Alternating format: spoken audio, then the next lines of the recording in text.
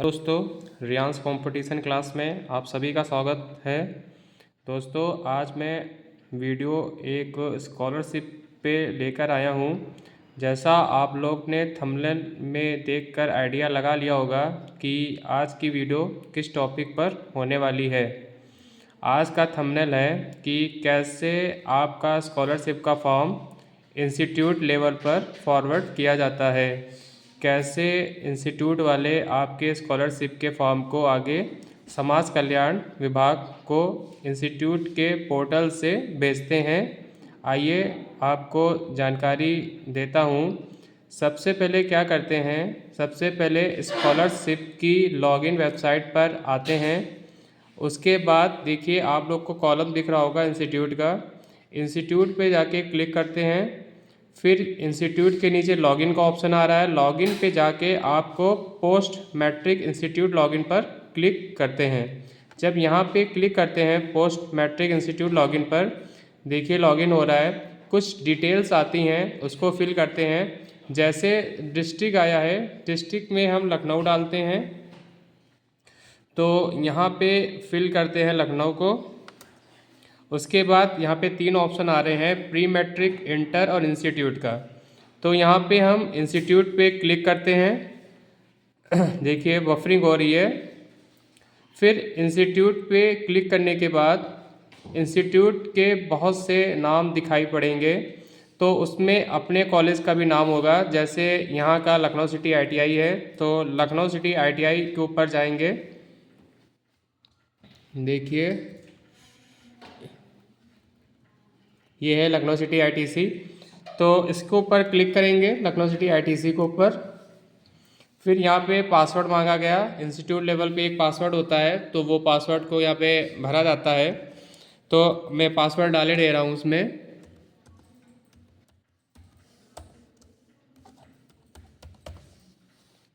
Password डाल लिया। फिर यहाँ पे DSC लगी होती है इंस्टीट्यूट की, तो DSC का कुछ परमिशन मांगता है, ये परमिशन मांग रहा है, उसको यस करेंगे। यस करने के बाद जिस नाम से DSC बनी होगी वो नाम आपको यहाँ पे शो करेगा। जैसे यहाँ पे हमारे एक सर हैं संजय कुमार वर्मा जी, उनका नाम शो हो रहा है। तो यहाँ पे क्या करेंगे, ओके ऊपर क्लिक करेंगे। अब यहाँ पे नीचे वेरिफिकेशन कोड मांग रहा है, तो वेरिफिकेशन कोड पे जो नीचे कैप्चा दिया हुआ है उसको डालेंगे 85312 85312। फिर यहाँ पे लॉगिन करेंगे। लॉगिन करने के बाद देखिए बफरिंग हो रही है, पेज खुल रहा है, पेज लॉगिन हो रहा है। इसमें कुछ इनवैलिड कैप्चा हो गया है, फिर से डालना पड़ेगा। तो फिर इसको फिल करते हैं।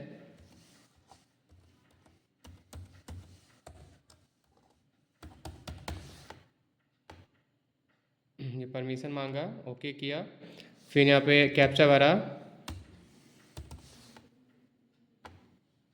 ये देखिए बफरिंग हो रही है। ये देखिए पोर्टल खुल गया इंस्टीट्यूट का, इसमें बहुत से ऑप्शंस आ रहे हैं, एप्लीकेशन मैनेजमेंट का, रिपोर्ट का, इंस्टीट्यूट का और लखनऊ सिटी ITC का। फिर यहाँ पे जो बच्चे स्कॉलरशिप फॉर्म भरते हैं उनका 3 स्टेप में वेरिफिकेशन होता है। अब जो जनरल SC ST के कैंडिडेट हैं उनका एक स्टेप और बढ़ गया है, उनकी बायोमेट्रिक होने लगी है। तो मैं सभी चीज़ें को क्लियर करूँगा इस वीडियो के माध्यम से। सबसे पहले स्कॉलरशिप फॉर्म 2 तरह के बच्चे भरते हैं, एक तो फ्रेश और एक रिन्यूअल। जो फ्रेश कैंडिडेट होते हैं और जो रिन्यूअल कैंडिडेट होते हैं, फ्रेश कैंडिडेट फर्स्ट ईयर के होते हैं और रिन्यूअल कैंडिडेट जिन्होंने फर्स्ट ईयर में फॉर्म भरा है उनको कहते हैं। आप लोग जब वेबसाइट पे अपने स्कॉलरशिप फॉर्म को भरते हैं तो आप लोग के नाम इस इंस्टीट्यूट के पोर्टल के लॉगिन पे दिखाई पड़ते हैं। जैसे वेरिफिकेशन में पहले यहाँ पे क्या होता है, रिसीव ऑफ एप्लीकेशन, दूसरा ऑप्शन देखिए वेरिफिकेशन ऑफ एप्लीकेशंस, तीसरा है बायोमेट्रिक ऑथेंटिकेशंस और चौथा है forwarding to the next level. तो सबसे पहले हम लोग क्या करते हैं, रिसीविंग ऑफ एप्लीकेशन के ऊपर क्लिक करते हैं। देखिए बफरिंग हो रही है। उसके बाद देखिए यहाँ पे टाइप ऑफ एप्लीकेशन में 2 तरह के ऑप्शंस आए हैं, एक तो आया है फ्रेश और एक आया है रिन्यूअल का। फ्रेश में वो बच्चे होते हैं जो फर्स्ट ईयर के फॉर्म भरे होते हैं रिन्यूअल में, जो सेकेंड ईयर के फॉर्म होते हैं। देखिए फ्रेश पे जब हम क्लिक करेंगे, फ्रेश पे ऑटोमेटिक क्लिक है, कैटेगरी पे देखिए ओबीसी दिखा रहा है, तो जितने भी फॉर्म हैं सब इसमें देखिए ओबीसी के फॉर्म नीचे नाम वाइज सबके शो हो रहे हैं। देख रहे हैं आप लोग, नाम वाइज सबके शो हो रहे हैं। फिर इसके बाद अगर हम कैटेगरी को चेंज कर देंगे, ओबीसी की जगह पे अगर हम एससी डालेंगे तो एससी के बच्चे शो होने लगेंगे। उसके बाद अगर हम एसटी डालेंगे तो एसटी के बच्चे शो होने लगेंगे, मिनॉरिटी डालेंगे तो मिनॉरिटी के बच्चे शो होने लगेंगे। आइए मैं एक बच्चे का करके दिखाता हूँ। ओबीसी वाले कैंडिडेट का क्या करेंगे, ओबीसी पे जब हम क्लिक करेंगे, ओबीसी पे हम जब क्लिक करते हैं, ये देखिए ओबीसी पे जब क्लिक करेंगे, देखिए पहला नाम जो शो हो रहा है वो नाम शो हो रहा है अंशु यादव जी का। तो अंशु यादव के सारी डिटेल्स दी हुई हैं। तो यहाँ पे क्या करते हैं, इनके फॉर्म को हम रिसीव करते हैं, यहाँ पे क्लिक करेंगे, यहाँ पे हम रिसीव करेंगे। देखिए इनका फॉर्म रिसीव हो रहा है, देखिए नीचे लिखा है एप्लीकेशन रिसीव सक्सेसफुली, यहाँ पे ओके कर देंगे। फिर इसके बाद इनका पहला स्टेप हो गया। दूसरा स्टेप्स क्या होता है, वेरिफिकेशन के नीचे आते हैं, लिखा होता है वेरिफिकेशन ऑफ एप्लीकेशंस, इसके ऊपर क्लिक करते हैं। बफरिंग हो रही है, अभी कुछ ही क्षणों में आपका लॉगिन पेज खुल के आएगा। देखिए खुल के आया। फिर इसमें फ्रेश में देखिए जो हमने अंशु यादव का जो पहले फॉरवर्ड किया था, इनका खुल के आया है। इनका दिखा रहा है सेलेक्ट में वेरीफाई या रिजेक्ट। अगर इंस्टीट्यूट लेवल, अगर इंस्टीट्यूट को इसको वेरीफाई करना होता है तो वेरीफाई कर देते हैं, अगर रिजेक्ट करना हो तो रिजेक्ट कर देंगे। तो इनको अगर हम वेरीफाई करते हैं तो वेरीफाई पे क्लिक करेंगे।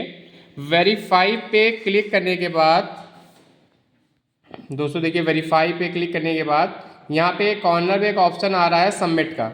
जब हम सबमिट के ऊपर क्लिक करेंगे, यहाँ पे सबमिट के ऊपर क्लिक कर देंगे, तो यहाँ पे लिखा है are you sure to verify the applications, तो यहाँ पे ओके करेंगे।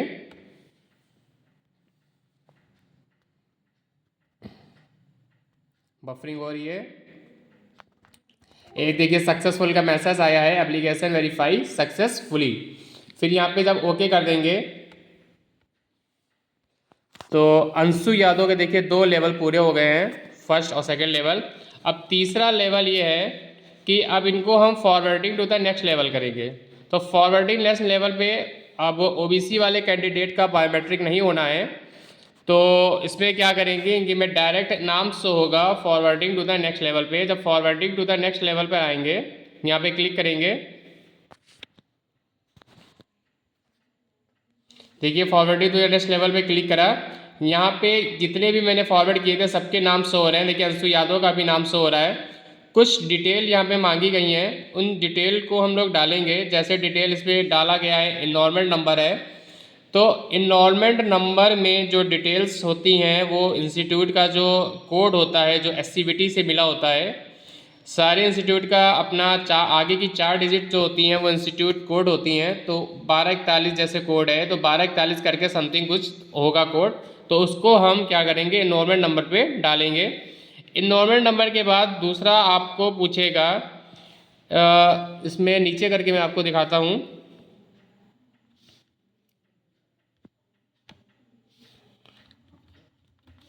इनरोलमेंट नंबर के बाद आपको नीचे करके दिखाता हूँ। कुछ डिटेल है इसमें, date of admission in current year, date of admission in first year, last year institute, last year exam system, last year number system और लास्ट ईयर रिजल्ट। तो इन सब डिटेल को डालने के बाद फिर हम सबमिट के ऊपर जब क्लिक करते हैं, तो सबमिट के ऊपर जब क्लिक करते हैं तो पूरा फॉर्म सबमिट हो जाता है। और फिर ये फॉरवर्ड आपका समाज कल्याण चला जाता है, समाज कल्याण आपका वेरीफाई करता है, फिर उसके बाद उसको ओके करता है और आपको कुछ दिन के बाद अपना स्टेटस स्कॉलरशिप फॉर्म पे आपको दिखाई देने लगता है कि क्या शो हो रहा है। इसमें कुछ चीज़ें नई इन्होंने दे दिया है, जैसे पहले जो चीज़ें नहीं आती थी, एक चीज़ यहाँ पे बढ़ा दिया इन्होंने हॉट सेलर और डे स्कॉलर का। तो इसमें हम लोग डे स्कॉलर को क्लिक करेंगे। एक देखिए है इसमें काउंसलिंग नंबर और रोल नंबर का, इसको ब्लैंक छोड़ देंगे जो भी आईटीआई वाले इंस्टीट्यूट लेवल पे हैं। फिर उसके बाद सारी डिटेल वही रहेंगी, date of admission first year में क्या है, date of admission current year में क्या है, लास्ट ईयर इंस्टीट्यूट कौन सा है, अगर हाई स्कूल है हाई स्कूल का लास्ट ईयर इंस्टीट्यूट नेम डालेंगे, कितने आपने नंबर पाए हैं, कितने मैक्सिमम मार्क्स हैं, सब डिटेल डालने के बाद सबमिट कर देंगे तो और आपका ये फॉर्म समाज कल्याण चला जाएगा। इसी तरह जो रिन्यूअल के बच्चे हैं, रिन्यूअल का भी सेम प्रोसेस है, रिन्यूअल के भी फॉर्म इसी तरह करेंगे। अब देख लीजिए जिनका बायोमेट्रिक होना है, बायोमेट्रिक कैसे करते हैं, सारा प्रोसेस वही है, पहले रिसीव करेंगे एप्लीकेशन को, उसके बाद वेरीफाई करेंगे। तीसरा जो ऑप्शन है वो बायोमेट्रिक का है, तो तीसरे ऑप्शन पे जब हम क्लिक करेंगे बायोमेट्रिक के ऊपर, देखिए बायोमेट्रिक के ऊपर जब क्लिक करेंगे तो यहाँ पे कैंडिडेट का नाम शो होगा, जो जनरल SC/ST के कैंडिडेट है इनका नाम शो होगा। दो प्रोसेस के करने के बाद जब तीसरे ऑप्शंस पे क्लिक करेंगे बायोमेट्रिक ऑथेंटिकेशंस पे, तो तीसरे पे नाम इनका शो होगा, जैसे यहाँ पे नाम शो हो रहा है राजा बाबू का, जो फिर इसके बाद यहाँ पे लिखा हुआ है बायोमेट्रिक ऑथेंटिकेशंस पे हम यहाँ पे क्लिक हेयर लिखा हुआ है, क्लिक हेयर करेंगे तो यहाँ पे इनका नाम पूरा शो हो जाएगा, कॉलेज का नाम शो हो जाएगा और इनका नाम शो हो जाएगा, डेट ऑफ बर्थ शो हो जाएगा, रजिस्ट्रेशन नंबर शो हो जाएगा और सन ऑफ शो हो जाएगा। फिर इसके बाद देखिए नीचे लिखा हुआ है ऑथेंटिकेशंस, यहाँ पे कैप्चर करेंगे। जब यहाँ पे कैप्चा करेंगे, यहाँ पे जब क्लिक करेंगे देखिए वे बायोमेट्रिक मशीन खुल के आई है, ये है एक बायोमेट्रिक मशीन। जब यहाँ पे स्टूडेंट थंब रखते हैं ऐसे करके, जब यहाँ पे थंब रखते हैं तो ये फिंगर्स जो है इस बायोमेट्रिक पे आते हैं और उसके बाद इसको हम सबमिट कर देते हैं तो इनका बायोमेट्रिक ऑथेंटिकेशन पूरा हो जाता है। फिर उसके बाद ये फॉर्म आपको फिर उसी बार चौथे स्टेप्स के ऊपर शो करेंगे, यहाँ पे forwarding to the next level पे। Forwarding to the next level पर भी सारी डिटेल्स जो मैंने OBC में आपको बताई हैं कि उसमें last year institute name, current year institute name, hot seller, day scholar, ये सारी डिटेल्स को भरा जाता है। उसके बाद उसको नेक्स्ट लेवल पे फॉरवर्ड कर दिया जाता है समाज कल्याण विभाग। तो समाज कल्याण विभाग उसके बाद वेरीफाई करता है फॉर्म को कि बच्चा ऑथेंटिकेशन है कि नहीं, इसको स्कॉलरशिप दिया जाए कि ना दिया जाए। तो ये सब स्टेटस आपको कुछ दिन बाद आपके ही पोर्टल पे जो आपने स्कॉलरशिप का फॉर्म भरा है वो आप लोग लॉगिन करके उसको चेक कर सकते हैं कि हमारा स्टेटस क्या शो कर रहा है। तो दोस्तों यही जानकारी आपको देनी थी इस वीडियो के माध्यम से कि कैसे इंस्टीट्यूट लेवल के ऊपर फॉर्म को फॉरवर्ड किया जाता है, कैसे बच्चे स्कॉलरशिप के फॉर्म को भरते हैं। कुछ बच्चों के मन में संशय रहती है कि कैसे हमारे स्कॉलरशिप को इंस्टीट्यूट द्वारा फॉरवर्ड किया जाता है कि नहीं किया जाता है। तो ये सारी वीडियो के माध्यम से आपको मैं बताना चाहता था कि बच्चा खुद अपना चेक कर सकता है, अगर उसका स्टेटस कुछ दिन बाद शो करेगा, अगर इंस्टीट्यूट लेवल पे फॉर्म फॉरवर्ड नहीं किया जाता है तो उसमें आपका लिखा होता है नीचे स्टेटस में कि नॉट वेरीफाइड बाय इंस्टीट्यूट, या फिर अगर आपके स्कॉलरशिप में कोई भी खामी होती है या फिर आपका कुछ होते हैं इनकम सर्टिफिकेट जो जिनके सिस्टर्स हैं या जिनके भाई हैं वो अदर कॉलेज में पढ़ते हैं और उनका एक ही आय प्रमाण पत्र लग जाता है, तो उनके में शोध कर देता है कि इनकम सर्टिफिकेट डुप्लीकेट मैच, या किसी का CBSE बोर्ड होता है, किसी का SSC बोर्ड होता है तो डिफरेंट बोर्ड्स नेम शो हो जाता है, और किसी की अटेंडेंस अगर 75% से लेस देन है तो वो शो हो जाती है। तो ये सारी खामियां आपको स्टेटस पे शो होती हैं और इनका निराकरण आप अपने कुछ समाज कल्याण कुछ डेट प्रोवाइड करता है कि बच्चों को कि इतने से इतने डेट तक की आप अपने फॉर्म को करेक्शन करा लें। तो आप लोग जब करेक्शन कराते हैं उसके बाद फिर इंस्टीट्यूट लेवल के ऊपर वो फॉर्म दिखाई पड़ते हैं। सस्पेक्टेड वेरिफिकेशन में एक सस्पेक्टेड वेरिफिकेशन का भी एक ऑप्शन आता है, मैं आपको दिखाना चाहूँगा। सस्पेक्टेड वेरिफिकेशन आप कहाँ पे आता है, देखिए ये एप्लीकेशन मैनेजमेंट में देखिए नीचे जो ऑप्शन आ रहा है वो सस्पेक्टेड वेरिफिकेशन। सस्पेक्टेड वेरिफिकेशन वो वेरिफिकेशन है जिसमें किसी के स्टेटस में कुछ खामियां हो जाती हैं, किसी का परसेंटेज लेस देन है, किसी के कुछ गलतियां हैं, तो आप लोग जब दोबारा उसको एडिट करके उसको वेरीफाई करके जब फॉर्म को सबमिट करते हैं तो आप सबके फॉर्म सस्पेक्टेड में शो होते हैं। तो यहाँ से फिर वही इंस्टीट्यूट का काम होता है कि फॉर्म को रिसीव करें, फॉर्म को वेरीफाई करें और forwarding to the next level पे उसको फॉरवर्ड करें समाज कल्याण। तो उसके बाद आपकी स्कॉलरशिप दिसंबर या जनवरी या फरवरी के माह में आपकी स्कॉलरशिप बैंक में ट्रांसफ़र की जाती है। तो यही छोटी सी वीडियो है, इसी माध्यम से आपको मैं बताना चाहता था कि कैसे स्कॉलरशिप आती है आप लोग की। तो अगर दोस्तों आप चैनल पे नए हैं, अगर अभी तक आपने चैनल को सब्सक्राइब नहीं किया है तो प्लीज़ चैनल को लाइक और सब्सक्राइब करें। दोस्तों धन्यवाद, आपका दिन शुभ हो।